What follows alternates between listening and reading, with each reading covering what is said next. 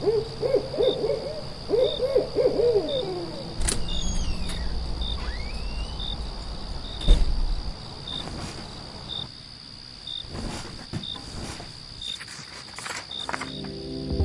listeners, you're listening to the Midnight Readers podcast. Grab some tea, a midnight snack, and cuddle up in bed as we dive deep into today's most popular fantasies, sci-fi, and mysteries. We're your hosts. I'm Lily. I'm Brittany.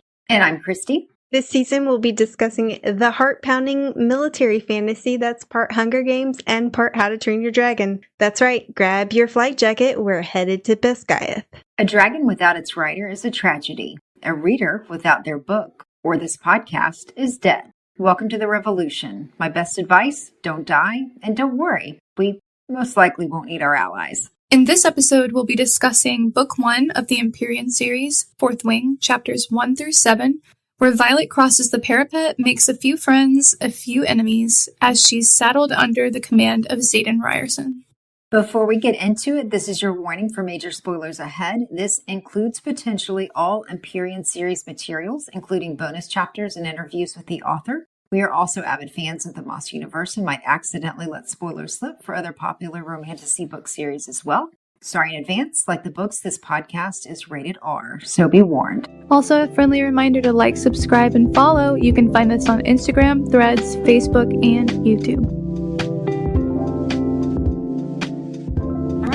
So both Fourth Wing and Iron Flame open with, "The following text has been faithfully transcribed from Navarian into the modern language by Jacinia Neilwart, curator of the Scribe Quadrant at Basgiath War College. All events are true and names have been preserved to honor the courage of those fallen. May their souls be commended to Malik." I personally feel like this statement could be very telling in many ways, even a little spoilery. But it does bring up some questions, at least for me. What do y'all think? Absolutely. I was thinking about it last night as I was finishing up the reading. Yeah. I mean, obviously, Jacinia survives. Yeah. Clearly, Jacinia survives, Basgiath survives. Right.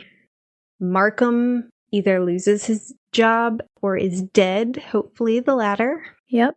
Yeah, fuck Markham, because Jacinia would be a way better curator. Oh, yeah. Oh, yeah. But knowing that she also sided with the rebels in Iron Flame, you think maybe that means they won? I mean, I can only hope. Also, the one other question that it brings up is she's transcribing it from Navarian into the modern language. So does that mean Cormeal maybe is part of their country now? Since Navarian, shouldn't that be the modern language as a also the fact that she says that the names have been preserved to honor the courage of those fallen. So who's fallen? Yes. And a lot of people look at this and they go, oh my god, this means Xaden and Violet are gonna die. And I get that paranoia. I do. But I don't think so. At some point, they are going to die in history. The way that I read this text is that it's what they put at the beginning of a history book. Yeah. That you could check out of the archives. And who knows, maybe these events took place hundreds of years ago. Yeah, exactly. Yeah. We don't know as readers, so. Plus, I mean, Liam died. I can't know, how do you pronounce her name? Who? Gauntlet. Arieli? Orally. Yeah. That's how the narrators pronounce it. But it does. Ever since I saw it written down, I cannot think of her name as Orally. It's always like Oriella or something like that. Well, there's the Mercy Thompson character that's not far off, which is Arieli, right? Yeah. So we do have lots of people dying in this book, so it could be referring to them. You never know. We'll see. All right. So I want to talk about Violet as a character. Violet is a character with chronic illness, and I cannot describe just how important she is to me. As a disabled person, as a person with chronic illness, and when I was first diagnosed, I would search out book characters that had my illness just to relate with somebody. I'd search out people with my illness. Yeah. And I read several. I can't claim to say that I've read them all, but I've read several. I've watched TV shows with diabetic characters in them, and they always get it wrong. It is always used as some plot device that, oh, this diabetic character's been kidnapped and we must find them before they need their medication or they'll die.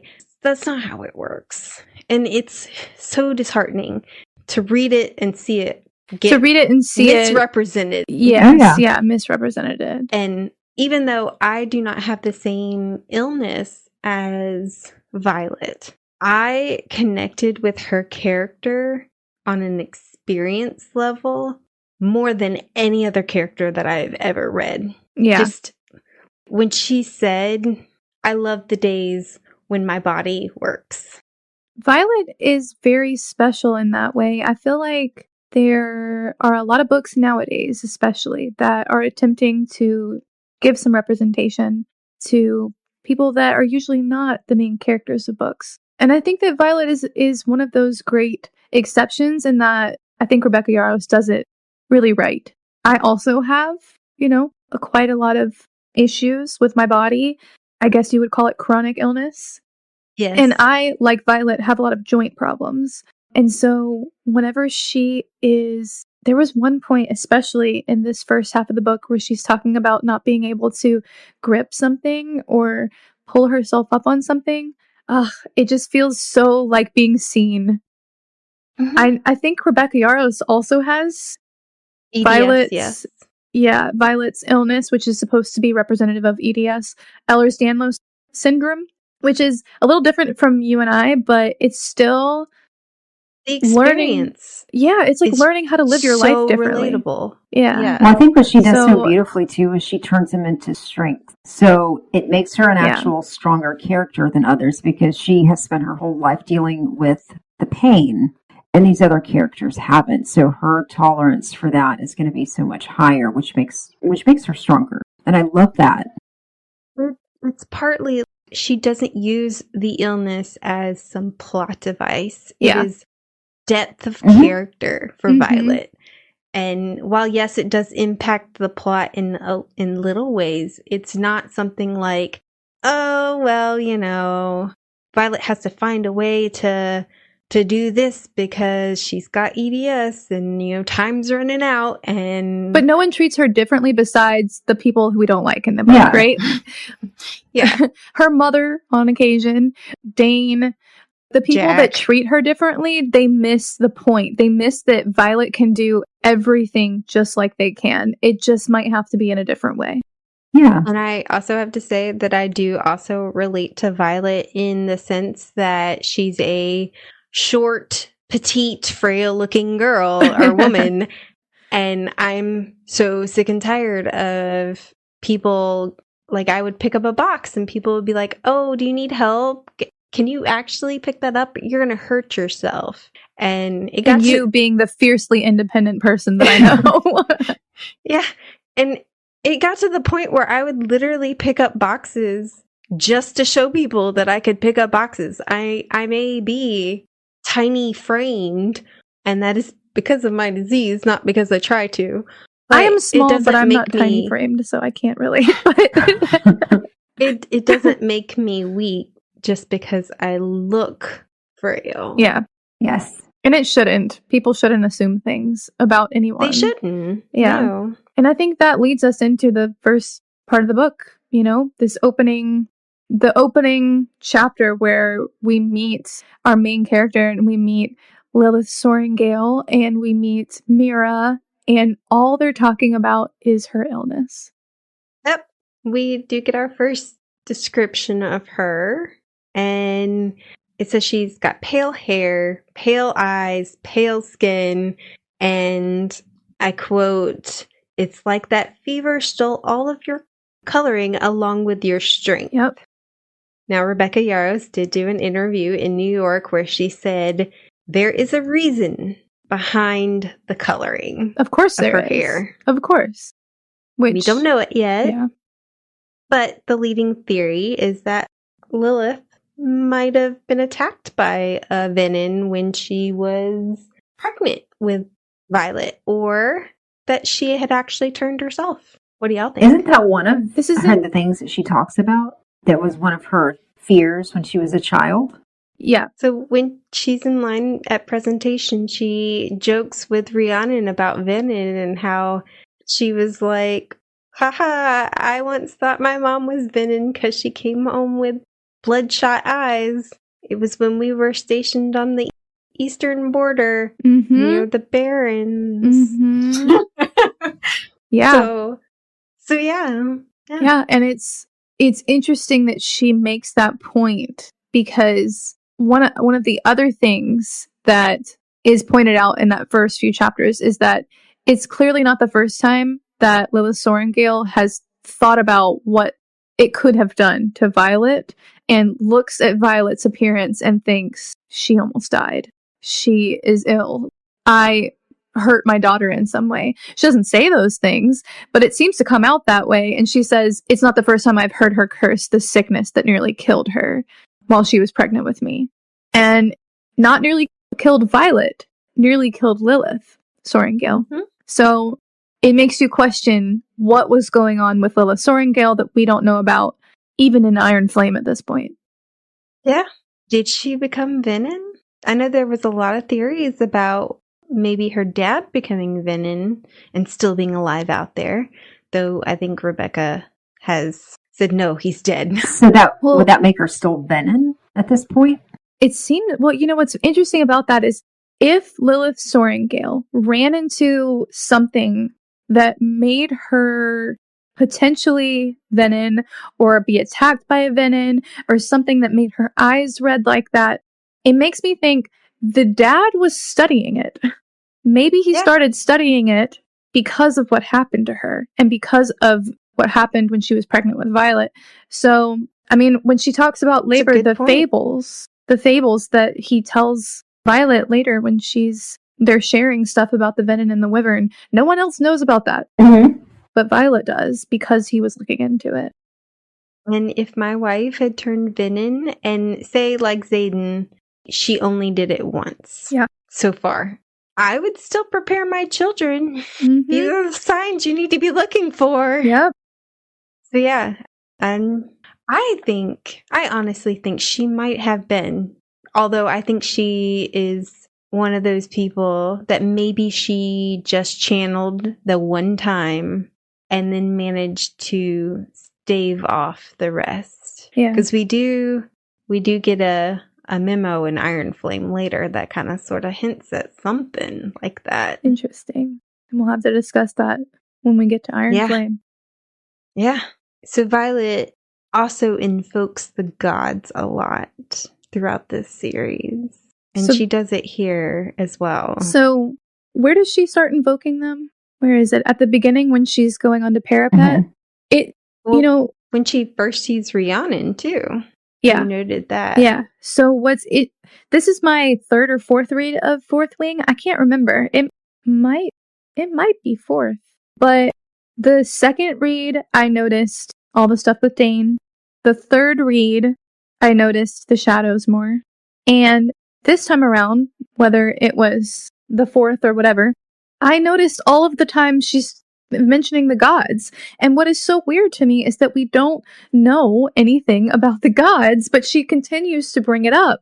And so even at the beginning of this book, she compares Rhiannon's appearance to looking like Amara, which I think there's no way that can be a coincidence. I think at this point, with the amount that she invokes them throughout the book, which later she invokes the god Zenal, which is the god of luck, the goddess of war and strength, Dune, and later, after she's gone through threshing, Tarn laughs at the idea of invoking smaller gods. So again, there's a point made to bring up that they exist, but we don't have anything that comes out of it.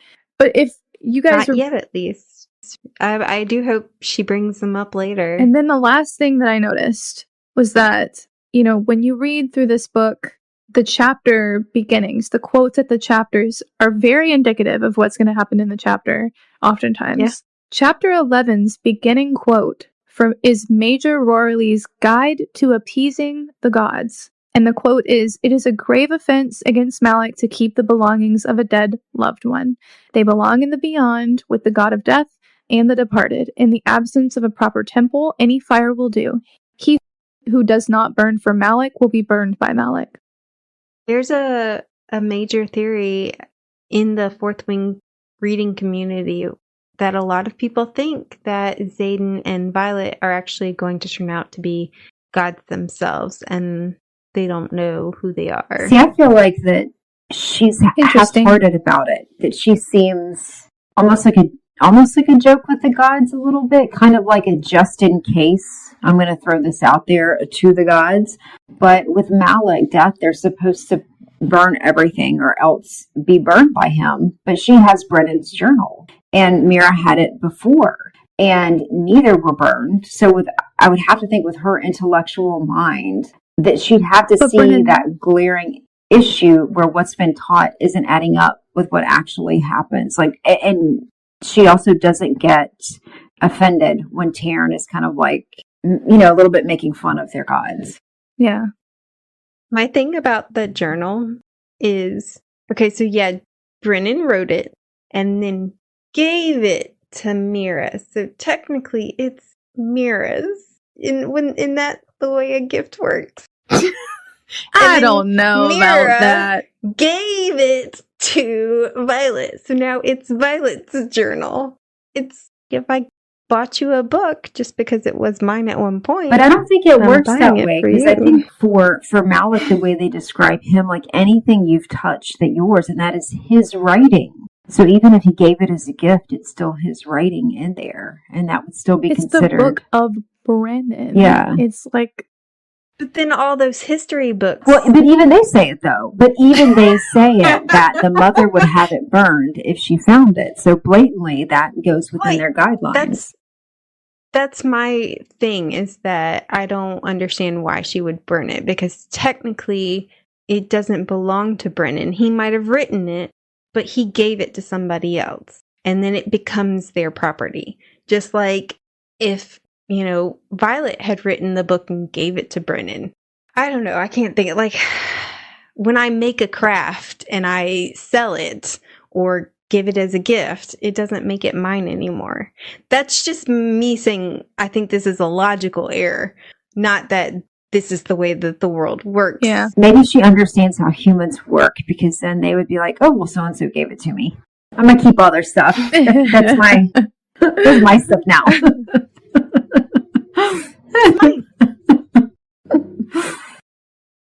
And to be fair, Brennan is technically still alive, so Yeah. even if it is his book, It didn't matter anyway. Yeah.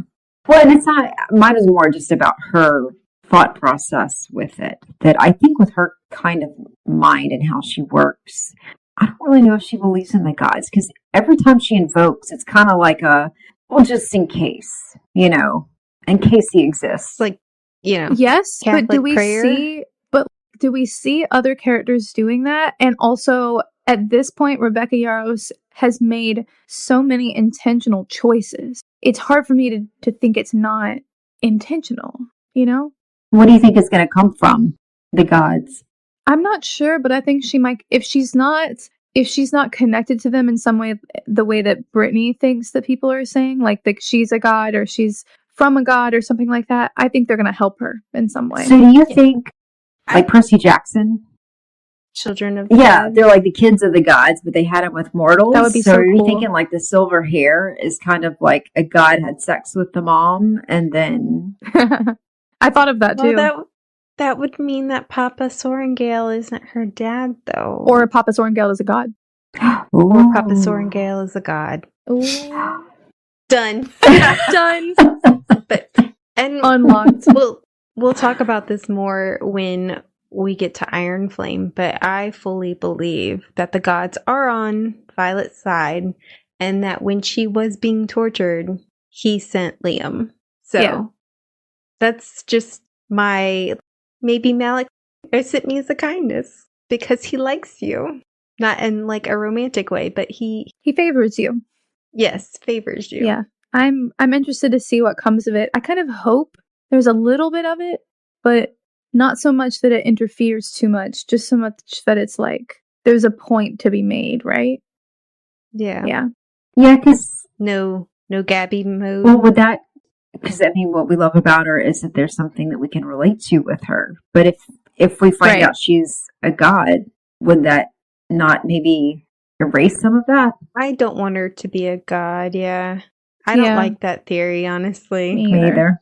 But I do think that the gods favor her, and they do help her out occasionally. Maybe in small ways, like sending Liam. Yeah, All right. definitely.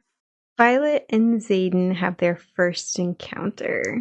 And I know I've said this to y'all several times. I want Fourth Wing and Iron Flame in Xaden's point of view. All of it. written by Rebecca Yarros. All of it. I know that that's not going to happen. I know it. But I do have a list of scenes that I really, really want. And this is one of them. The first time he sees her.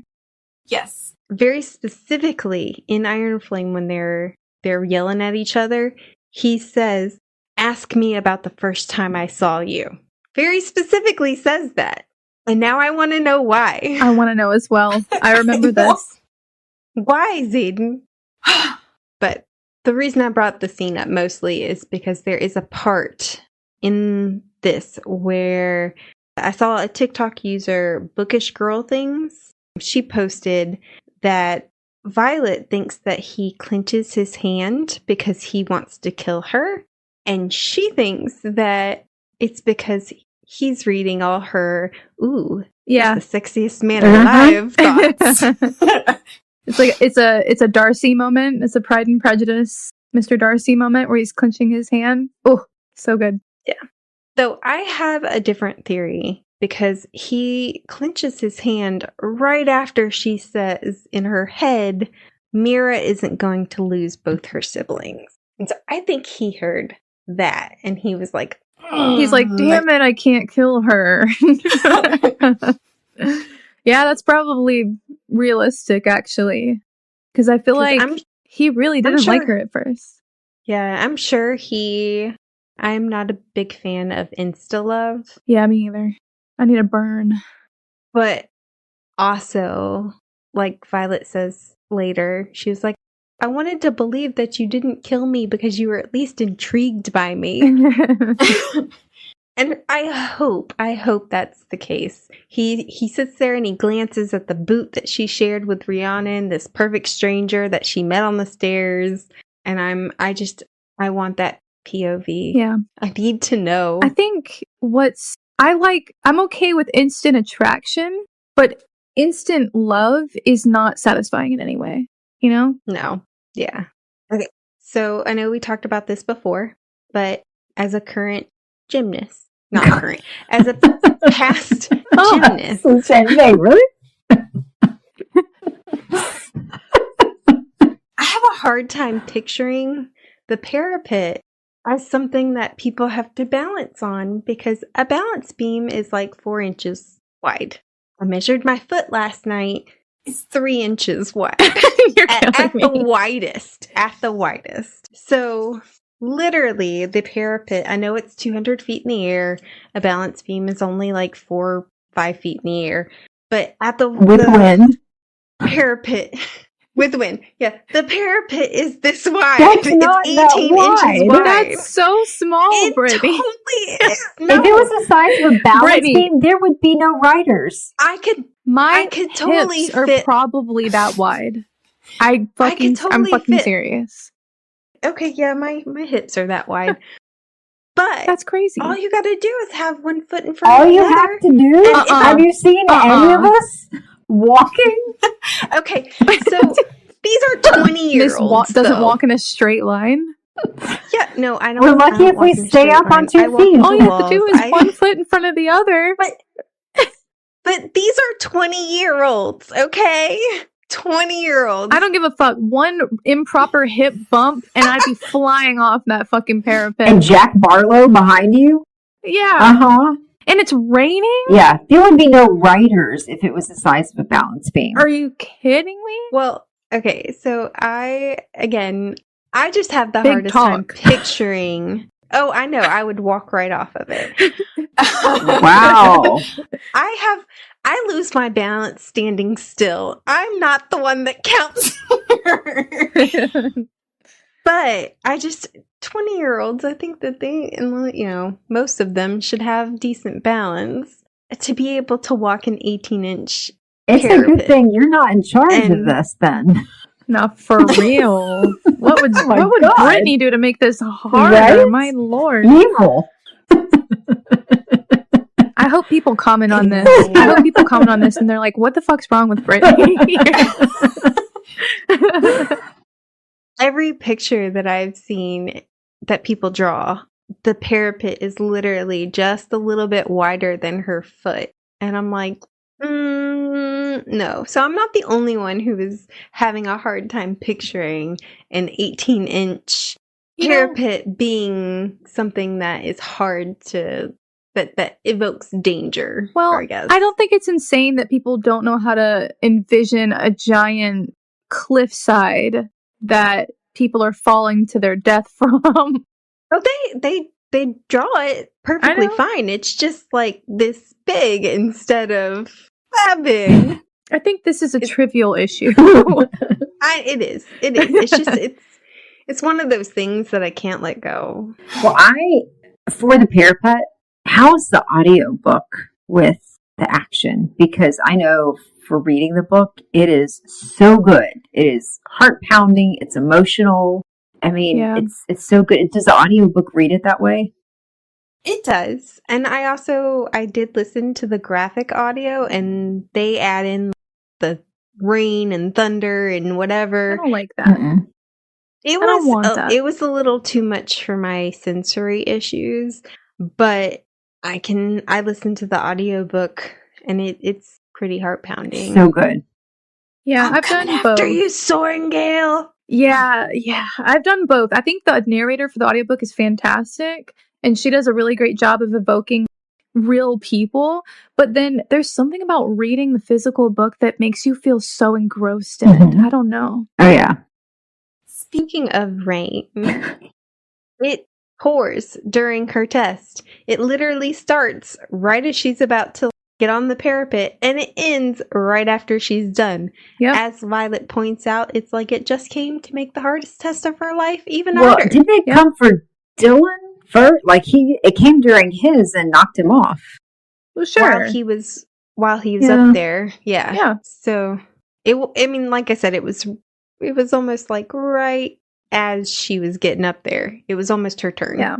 Now, I'm glad that you brought this up, Brittany, because one of the things that I noticed as I was rereading it this time is that at the beginning of the book, it says that when she's talking to her mother about becoming a writer, Violet says, "I cringe as the temperature in the room plummets, courtesy of Mom's storm-wielding signet power." I never caught this before upon first read. Like, I must have just looked over it, but it made me think, what events are happening as a result of Mom's feelings? And does this mean that Violet's signet power may also come with emotional byproducts? Like, all the times that it rains when Violet is in the middle of a stressful situation after she's channeling, is that because she's kind of accidentally making it rain? Because we know that she can cause lightning when she's, having a good time. What happens when she's not having a good time? So it made me wonder. That does kind of give a little bit more evidence to the theory that she might be a storm wielder. Yeah. A lot of people actually think that Lilith caused this storm. For the parapet? Either that she... yeah, it would. Either that she was trying to test her daughter even more than her other children. She pushes Violet very hard.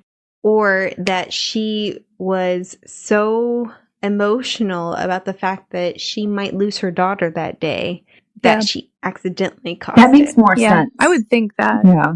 Yeah. Because later on in Iron Flame, what we find out about her mom, I think that would make more sense if that's the case. Yeah, I agree. But I just Lily, thought it was weird. You do make a good point that it does seem to rain a lot around Violet. Yeah, I noticed it. Because once I recognized that it was raining and that her mother had an effect on the temperature. I was like, think of all the times that it rains in these books. It's a lot. Mm-hmm. So I don't know. All right, Christy, you wanted to talk about Jack Barlow? Well, I think my introduction was more of just, can we talk about what a piece of shit he is? Yeah. We can absolutely talk about what a piece of shit he is. Yeah. Absolute psycho. I do not fucking get this. Like, why would you want someone that is that nuts in such a vital position? I mean, my God, he's gonna fucking kill his whole squad and they'll have nobody to fight. It seems completely ludicrous that they would not just go ahead and kill him off. And the fact that the dragons didn't kill him. Yeah. Yeah. I mean, what is so interesting about this is, like, you would think more people would have it out for him, but they don't. Yeah. They don't. I understand that they are going to have to kill each other to some extent. If somebody comes after me, I will kill you if you try to kill me, kind of thing. But he actively seeks out trying to kill people. On assessment day, he snapped some kid's neck, and the professor was like, I told you not to do that. Yeah, the professors are shit there. They just allow the kind of, and this is, I think on your first read, this is one of the craziest things about the book is people are dying left and right, just casually. And you're like, what do you mean? They're just allowing this guy to snap necks and throw people off of the ledge and just get away with it. How are they allowing that? But yeah, I I don't think know. you'd want some kind of limit to who Checks and and how balances. he can kill. Yeah. Although, did he maybe drive Xaden and Violet together? That maybe there was such an insane hatred in him that, because Xaden hates her at first and wants to kill her, but then maybe with Jack being so nuts and Violet being Violet, that it makes him want to protect her. It's a good plot device. I don't know if Xaden hates her. When it starts out? He wants revenge on her mother, and he's willing to take that anger out on Violet, but I don't think he just hates this random girl just because she's Lilith's daughter. I think he hates Lilith, and he's willing to make Violet pay for that. Yeah. It's the morally gray. But do you think Jack interrupts those plans a little bit with how crazy he is? With what we know about what happened between Lilith and Xaden, I don't know about that. Okay.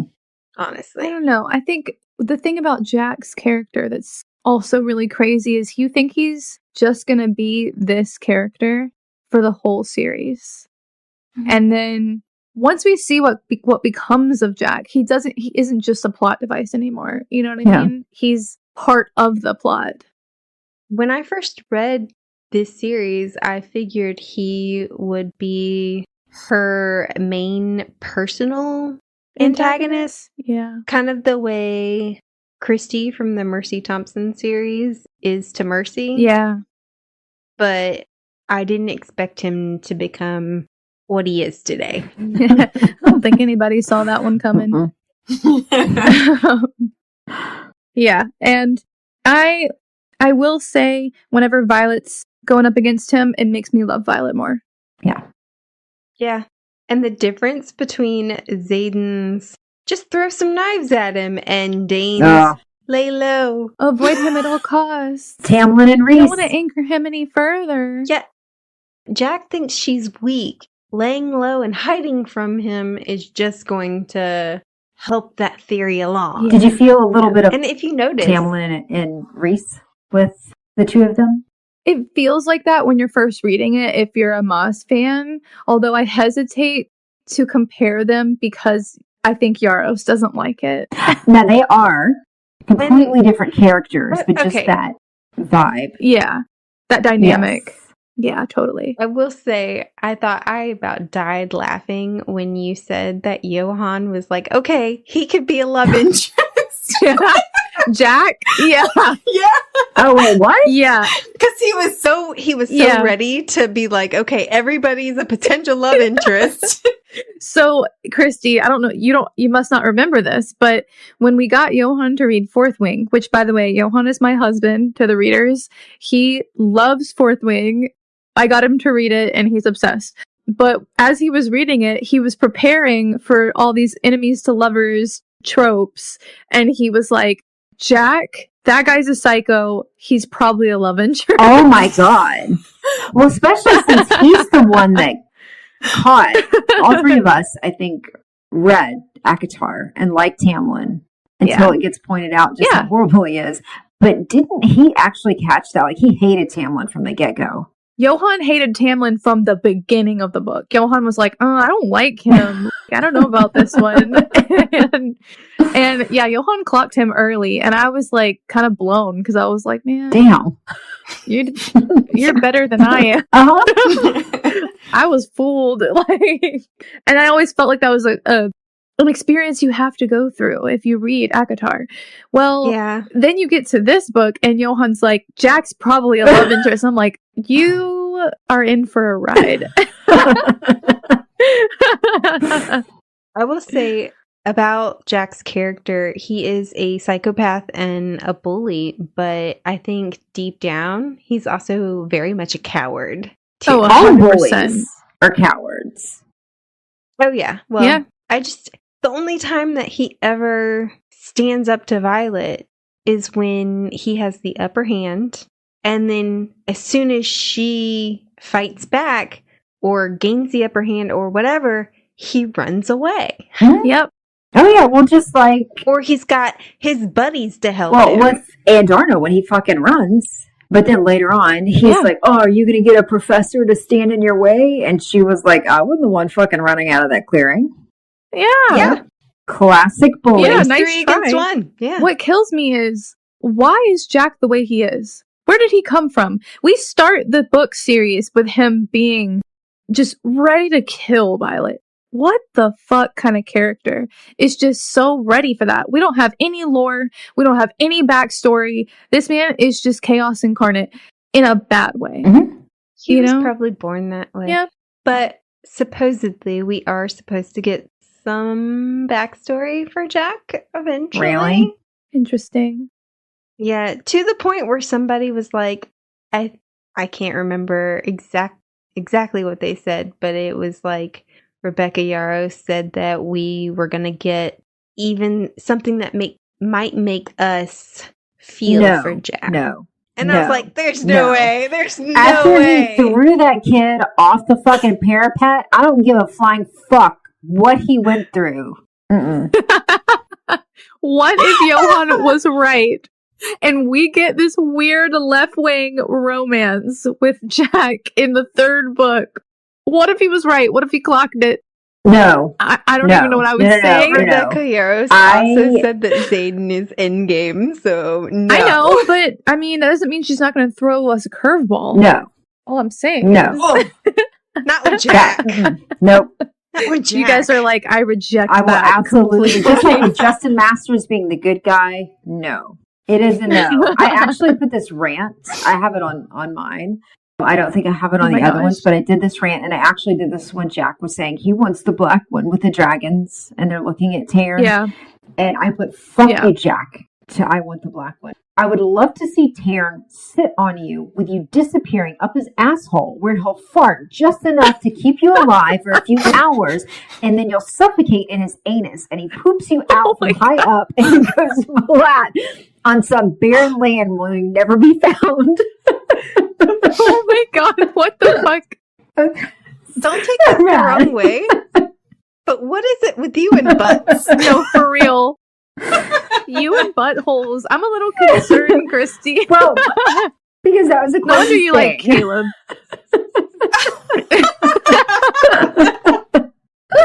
Oh my gosh. I'm dead. Oh my god, though. That's great. I don't know. Would it be worse to be digested alive or farted on by Taryn? No. Wait. By fart. If you're farted on by Taryn, is it going to be Hot? Yes. Like fire breath? So no. What would happen is Taryn would sit on him and he would go up his anus and be stuck there. And as Taryn is farting, that keeps him a little bit alive, but he's having to stay alive off of Taryn's farts. But see, eventually he's going to suffocate and he's going to die in that juicy little spot. And then he's going to poop him out. I'm going to cry. I think we'll never be monetized. We will never be monetized on this podcast. I'm gonna cry. Oh my god. Because what the fuck was that? It was great. That's what it was. I don't even know. Her mind is such a crazy place. Oh, Christy. We did get a message on Instagram today. I think really it was funny. Instagram that said, "Love your content. Keep doing what you're doing." You got a message like that? Yeah. Love your content? Keep doing what you're doing. After the fart thing.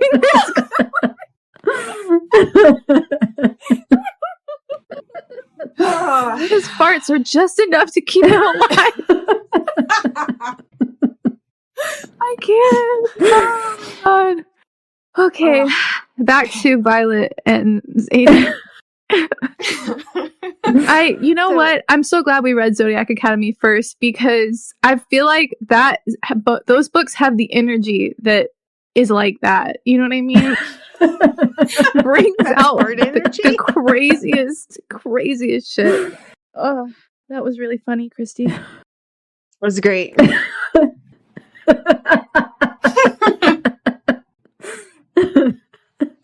Okay, anyway. So, another way that I personally relate to Violet is when she's up there on the parapet and they keep going, "Are you General Sorrengail Star?" And she just feels so exasperated by constantly being defined by her relationship to others. Yeah. And Mira's sister. Brennan's sister. Zayden's weakness. The Sorrengail girl. Yeah, Zayden's weakness.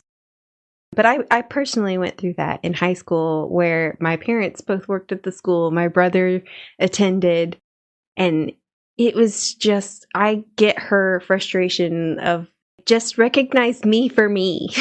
Like, I don't have to be known by my relationship to somebody else. Yeah.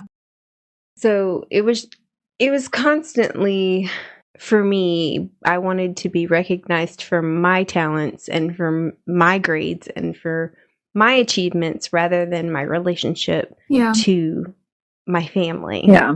Did you feel that way growing up, Christy? Did you ever feel like that? No one ever knew my family. No, me neither. No one knows us. I was the first of my family to really be a part of anything. I have the opposite, feeling like I always wanted to have a family where that happened because people around me in high school, they would be like, "Oh, you're so-and-so's sister. I loved your sister in my class. I can't wait to have you in my class, blah, blah, blah, blah, blah." I used to be like, man, that never happens to me because I didn't have any siblings who were near my age at the time. I always wanted a sister. I always wanted a twin Me sister. too. I have cousins that are twins, and it looked like so much fun. Well, for me, I mean, part of it is growing up in a very small town where the mayor was a family friend kind of thing. But it wasn't so much fun. But moving on, Small town let's things. talk about Dane Atos. Shall we? Another way that I feel connected to Violet is the way that Dane treats her. All he sees is her disease. All he can see is the least of what she's capable of. Yeah. When I was diagnosed, my friends started looking at me differently, and we would go by a thing on campus and they'd be like giving out free candy or free something, free juice. Mm-hmm. And my friend would literally be like, "She can't have it. She's sick." That's so lame. Yeah, they started treating me differently. I had a boyfriend tell me that, I had a potential boyfriend who told me that he couldn't date me until I was well. He does know how that works, right? Yeah, like, does he know it's a forever thing? Crack a book once in a while, you know?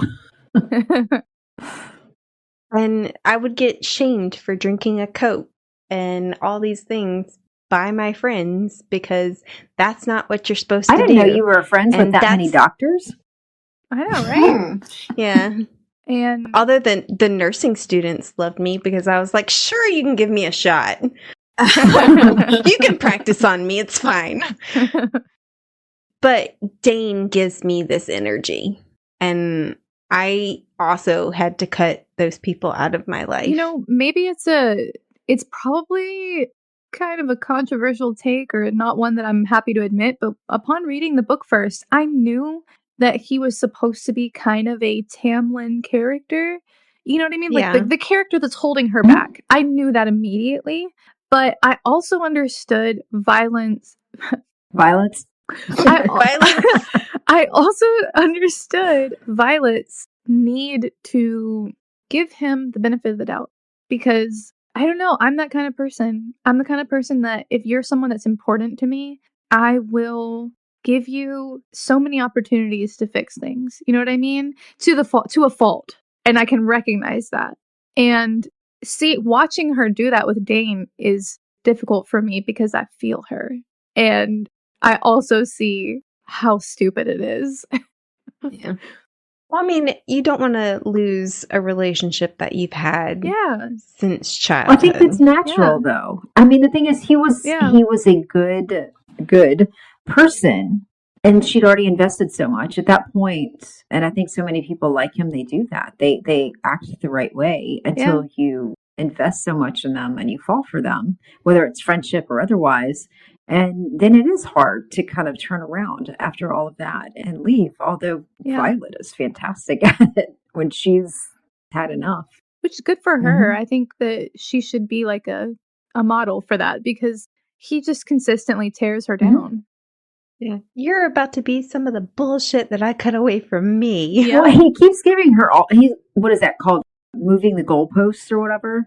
And he does that. So, you can't do this. She does it. Well, now you can't do this. And at what fucking point are you going to say you're amazing? You've gone so far past what I thought you could do. I was wrong. I mean, there's no end to it. I think another thing that should be brought up here about Dane that is really relatable is that Dane treats her like a lot of men treat women. And I think that it's a lot of, we expect you to not be able to do it, but once you have done it, we're not going to give you that recognition, and we're going to find a reason to believe that you had accommodations. You cheated, or you're still not able to do this, or I don't believe in you still. That's such a woman's experience. It's infuriating. Yeah, I think that's part of his whole thing is he needs her to need him. It's his personality. 100%. I did note that Dane is very selfish, the way that Darius Acrux is selfish. Ooh. He literally says, you can't be here because I can't watch you die. What's it going to do to me if you die and I have to watch? Right. It's very, very much about him. Yes. That's hard, though. And he tries to manipulate her that way. Yeah. He tries to manipulate her, though. He's like, do this for me. It would hurt me to see you get hurt. And it's like, it's not about you. Damn, I was about to try to argue with you because I was like, damn, are we really going to put Dane and Darius at the same level? But I don't think I can argue. I totally agree. I mean, this is one of the reasons Darius is one of my least favorite Zodiac Academy characters. Very selfish. His plans too, I just don't understand them. They are unreasonable. He knows very much that once she put her name on that roll, there is no getting out of it. Yeah. And he knows what happens to deserters, and yet he's like, let me sneak you into the scribe quadrant. Well, what gets me is he does it without her fucking permission. He goes behind her back without asking her about any of it, speaks to Markham. It's Markham, right? That's in charge of the scribe quadrant. Yeah, he speaks to Markham and he's like, hey, will you take Violet if she agrees to come back into the Scribe Quadrant? And then comes to Violet and is like, Markham agreed to take you. You should go back. And it's like, what the fuck? Why would you do that? You had no right. You had no right. Yeah. And, okay, so in Iron Flame, when Auric shows up, Dane literally says, you sure about this? You cross that parapet and there's no going back. So if there's no going back for Auric, why does he think that there's going back for Violet? Yeah. I'm thinking that Auric is a little bit more important to the higher-ups than Violet is. And not only that, but in his plan with Markham says he'll take him. And Violet points out, okay, so yeah, Markham keeps quiet, but what about the other instructors? And does he really honestly think that De Vera's not going to notice that Violet's not in class anymore? Yeah, and he's such a rule follower. Why wouldn't he stick to the fucking rules? It kills me. He only said, because he was certainly willing to break the rules when it came to Amber Mavis. So he didn't believe Violet. Yeah, no, Amber would never break the rules, so of course you're wrong. Yeah. I don't know if it's that she truly believed that she didn't break them, or if, I don't know. It feels like he just wanted her to not make waves, and I don't know. I get a weird feeling about that whole thing. He's so terrified of losing her that he's smothering her. Driving her away. But I just get it feels like he's so worried about what everybody else is going to think. I don't know. I think he's more worried about what Daddy thinks. Yeah. He is a rule follower, and he does admit later he would have let Violet die. Which is insane. That's why I say I don't think that he could have really cared so much about her living or dying, because if he was gonna let her die instead of stepping in to help her if he could, obviously he doesn't care that much. Yeah. Oh yeah. Xaden was like, there isn't a rule in this world that would stop me from saving Bodhi, Garrett, Liam. Yeah. Yeah, because he truly cares about them. Honestly, I think he would break a rule to save somebody he didn't like too. Yeah. He probably would. Yeah. I think he might not be happy with it, but I think he would. Maybe. And I think that's why we really like him, because he would do something like that. Well, I think he has strength of character. Dane doesn't. Yes. Yeah, exactly. So do you feel like that they feel like the scribes are important, that they are, I mean, you've got your higher ups, the writers, the ones that are considered really important in society. Do you feel like they consider scribes to also be equally important, or are they kind of lower scale? No. Okay. I don't think they're on the same scale as writers. So maybe like a dime a dozen kind of thing. I think Markham is. I think certain scribes are considered high ranking. Markham is like the right-hand man of the king. Yeah. The reason why I ask is that I just found it a little bit odd that they would allow Lilith to change her over to the writers, and she was supposed to be the top scribe, like his protege. And it's odd to me that somebody that would be that important to them, that they would allow her to change that. And because at that point they thought she was going to die the first day. It just seems like a huge waste. Technically, they say that it's all voluntary, so it should be Violet's choice. Yeah. You have your prospects that you want, kind of like a draft, I guess. But ultimately, it should have been Violet's choice. And honestly, if General Sorrengail wasn't who she was, I don't think they would, if they would have found out that she was forced into the Writers' Quadrant, it would have been an uproar, because you're not supposed to have conscripts into the writers. Mm-hmm. Yeah. Except for the marked ones. Okay. Except for the marked ones.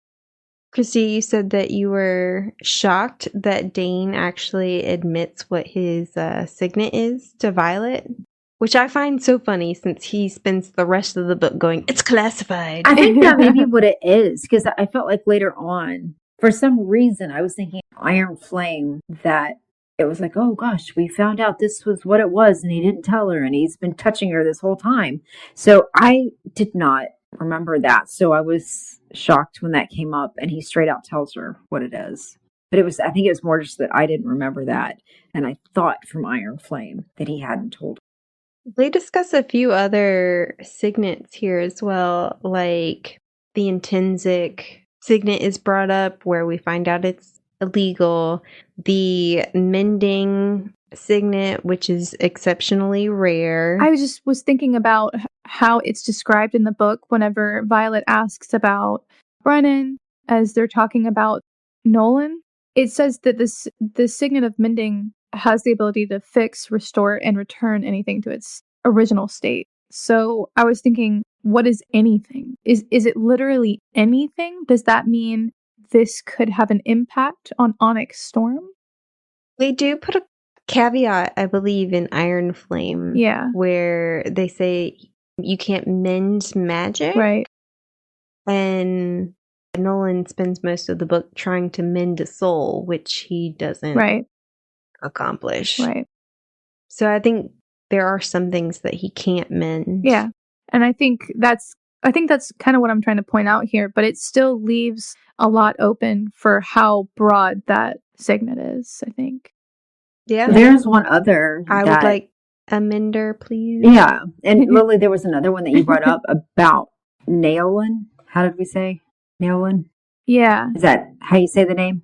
I think so. Naolin? It's Naolin. Okay. Mm-hmm. In the that his signet was siphoning, and he could absorb power from various sources, other dragons, other riders, and then use it or redistribute it. And that actually could fit within that theory that I had talked about when we were talking about the second signet.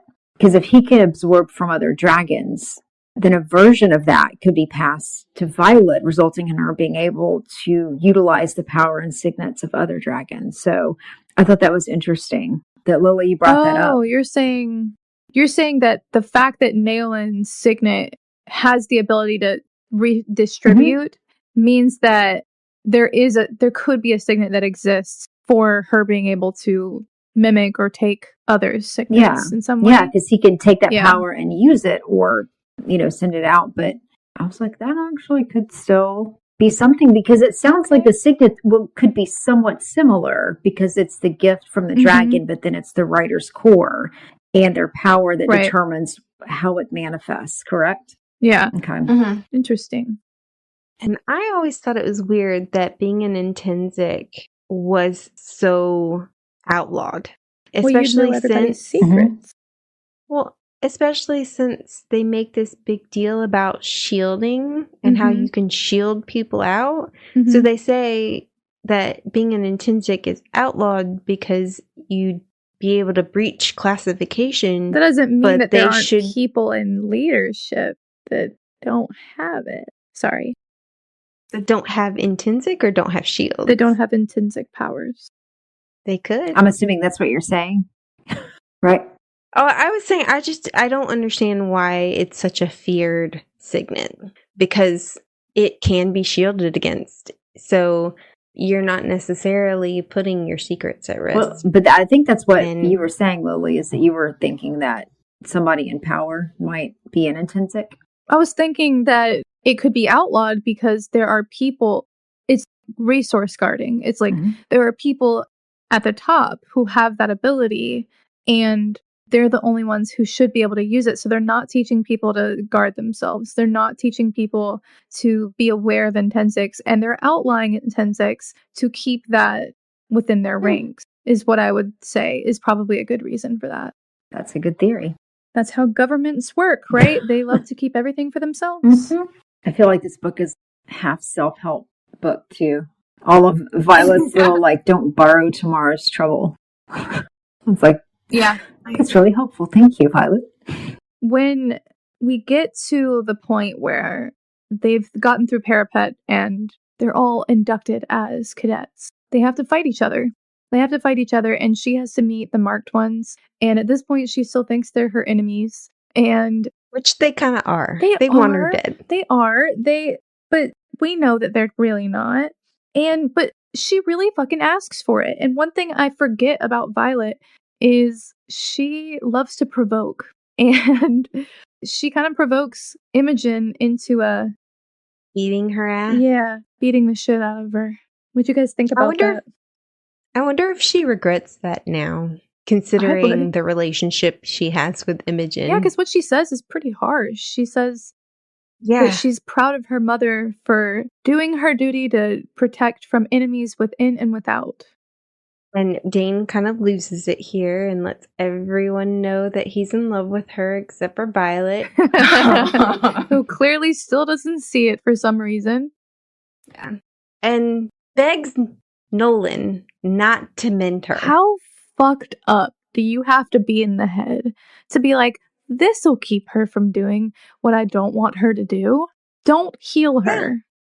But not only that, in Iron Flame, she gets injured and she still has to spar against Dane, no less. Yep. So it's not like her not being mended would save her from still having to spar. He's crazy. Or participate in this. He's very delusional about what Violet can be protected from. Although drunk medicine Violet is funny. I love drunk medicine. It is a good scene when she's like slurring. She's like, mend me. Mend me. Don't I'm mend not me. going back to the Skybes. I'm not going back to the Sibes. Sibes. Don't mend me. I mean, mend me. Wouldn't Markham, if she took Dane up on his offer and moved back to the Scribes, wouldn't Lilith kill Markham or something? I would doubt that she would kill Markham, seeing as he is probably the right hand of the king. But she could be like Colonel Atos and, try to sneakily get some revenge. Okay. All right, that is part 1 of our discussion of Fourth Wing. We hope you join us for the next part. We did have to cut it short because we just had too much fun discussing it. We hope that you'll join us for next week's episode. We'll be discussing Book 1, Fourth Wing, chapters 8 through 21. New episodes drop every week, and don't forget to check out last season's discussion on the Zodiac Academy, available now. Please remember to like, subscribe, and follow us on social media. That like and follow are super important for us to continue to bring in each week, so please, please, please do so. Thank you for listening to the Midnight Readers podcast. We'll see you next week. Happy reading, listeners. Don't stay up too late.